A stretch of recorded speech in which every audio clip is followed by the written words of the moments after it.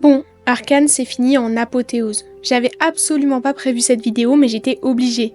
C'était trop intense. Alors je vais revenir sur les dernières minutes de la série et si vous n'êtes pas complètement à jour, je vous invite à quitter la vidéo, ici on va tout spoil. Maintenant que la précision est faite, passons à l'analyse. Juste avant, si la vidéo te plaît, je t'invite à t'abonner à ma chaîne, je fais des vidéos tous les samedis. Étant une toute petite chaîne, tu ne recroiseras sûrement pas mon chemin si tu ne le fais pas. Bon visionnage. Je vais pas vous mentir, la mort de Jinx m'a mise dans tous mes états. On peut résumer ça en 2 mots, des larmes et du seum. En vérité, même si je m'attendais à son décès, j'ai trouvé la fin très surprenante, peut-être trop tirée de nulle part. Laissez-moi m'expliquer. Que Jinx meure n'est pas un problème en soi. Même si c'est douloureux, on pouvait difficilement envisager une autre fin. Car comme le dit Jinx elle-même, il faut briser le cycle. Et en soi, sa mort permet d'y mettre un terme. En revanche, je ne comprends pas le choix des scénaristes. On ne va pas se mentir, elle aurait pu mourir de plein de façons. Avec tous les ennemis, c'est pas ce qui manque. Mais le fait que Vander la tue était une bonne idée en soi. Mais pour moi, ça aurait dû avoir lieu avant la mort de Jace et de Victor. Pourquoi ? Parce qu'on nous montre que l'influence de l'Hextech prend fin et que les pantins tombent les uns après les autres. Et la seule chose qui dissocie Warwick de ça, c'est que techniquement, lui n'était pas mort. Ok,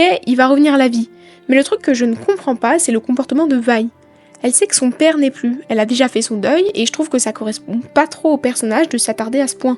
On nous sort un flashback pour justifier sa tristesse, mais bordel, elle vient de se battre avec lui pendant plusieurs minutes juste avant. Elle sait déjà qu'il n'existe plus, enfin en tout cas qu'il est mort. La scène de la mort de Isha le lui a bien montré. Alors pourquoi elle s'obstine à rester à côté de lui alors que Jinx lui dit bien que la plateforme va s'écrouler ? Pour moi c'est un non-sens. Donc évidemment la bête se réveille et hop, Jinx se sacrifie. Elle se jette au fond de l'X-Gate avec sa grenade, celle de toujours, et je vous avoue que j'ai pas trop compris pourquoi Echo n'est pas intervenu. Alors ok, il pouvait plus remonter dans le temps, mais avec son skate volant, il aurait peut-être pu faire un truc. Vous voyez, c'est toutes ces petites contrariétés qui m'ont mise le doute. Est-ce qu'elle est vraiment morte comme ça, sur l'erreur de Vi ?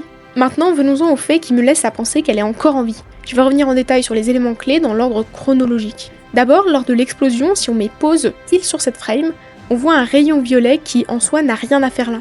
Mais on sait que Jinx possède des aptitudes surdéveloppées grâce au shimmer dans son corps. Alors concrètement, je ne peux pas vous préciser exactement comment elle s'en sort, mais on sait aussi que son perso dans LoL bénéficie d'une compétence enthousiasme qui lui booste sa vitesse. Peut-être que pile à cet instant, elle a activé son pouvoir à une échelle encore inégalée. Bon, mais cette simple frame-là ne suffit pas à affirmer qu'elle est vivante. Mais ce qui est intéressant, c'est qu'on voit un flashback du point de vue de Vander juste avant l'explosion. La nuance est importante. Powder dort, donc on voit bien que c'est Vander qui se remémore cela. Et il est tout à fait possible qu'il soit parvenu dans un dernier instant à reprendre le contrôle et à protéger Jinx avec son corps. Ce qui est possible puisqu'il n'a plus Victor pour limiter son influence. Et puis, étant donné que Vi se retourne, elle sait pas exactement ce qui s'est passé, donc on n'a aucune preuve que, clairement, Jinx est morte. On n'a pas vu son corps. Vient ensuite le moment des funérailles. Vous allez me dire qu'elle est bien morte car Echo tient son propre papier pour la cérémonie. Mais j'ai une théorie. Je pense que ce papier n'est pas pour Jinx, mais pour Ermendanger. J'ai toujours du mal à le prononcer. Mais c'est lui qui s'est sacrifié plus tôt. La seule chose qui pourrait contredire ça, soit l'emplacement où il se trouve. Mais au final, on n'a pas vu de véritable tombe ni de statue de Jinx. Pourtant, c'est le cas pour Vander, par exemple. Et Echo n'a pas de larmes, alors qu'il vient de perdre la fille qu'il n'a jamais eu le temps d'aimer. J'en profite pour critiquer ouvertement la fin de Singed. Vraiment, il n'a créé que du chaos. C'est le seul de la série à obtenir tout ce qu'il désire, alors qu'il a sacrifié l'avenir de tous. Enfin bref, c'est plutôt injuste que Jinx meure en ayant eu une vie toute pourrie alors que Singed ressuscite sa fille sans concession.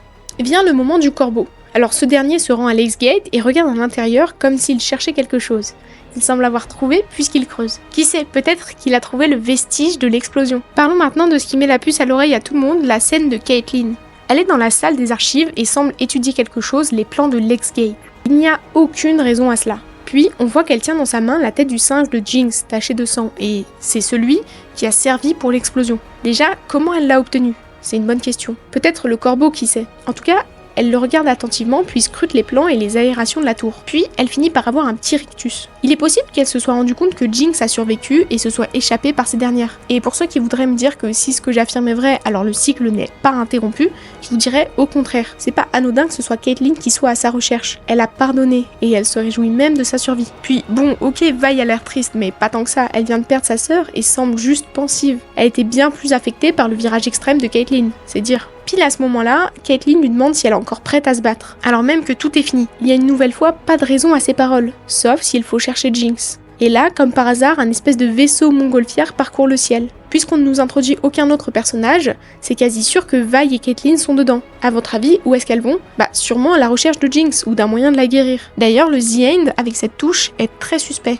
Et puis, pourquoi on parle que de la mort de Jinx ? Jace, Victor et Ambessa, et surtout Ermadinger, je sais toujours pas le prononcer, n'ont pas le droit à tant de respect. Ou alors j'ai même une meilleure théorie. Parce que si on n'a vu personne dans la montgolfière, c'est que c'est sûrement Jinx qui avait suivi les consignes de Sinico et qui a respecté ce qu'elle s'était promis dans l'épisode 1 de la saison 1. D'ailleurs, on voit d'étranges glitches tout autour de la montgolfière. Et en soi, si elle a bien été capable de se jeter en un éclair à la place de Vi sur Warwick, pourquoi elle a pas eu le temps de se jeter dans le conduit d'aération? C'est plutôt louche, non? Enfin bref, voilà, dites-moi ce que vous pensez de toute cette théorie dans l'espace commentaire.